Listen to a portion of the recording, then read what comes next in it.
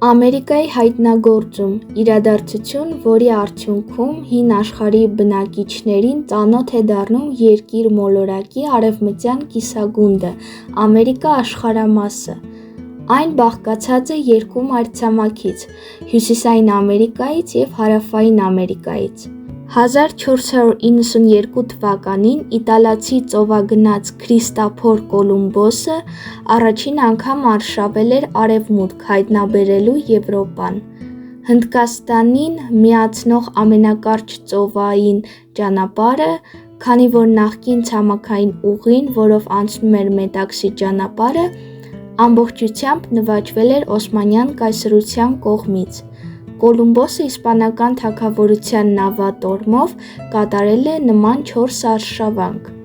Նոր աշխարհի Ամերիկա անվանումը, սակայն,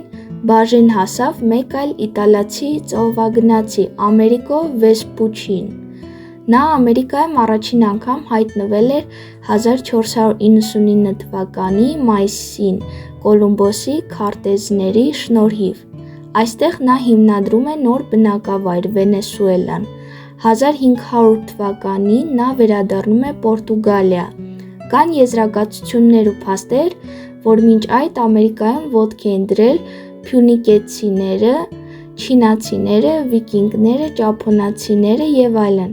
Ամերիկայի հայտնագործման պաշտոնական օրը համարվում է 1492 թվականի հոկտեմբերի 12-ը, երբ Քրիստոֆոր Կոլումբոսը ափ է իջնում Սան Սալվադոր կղզում։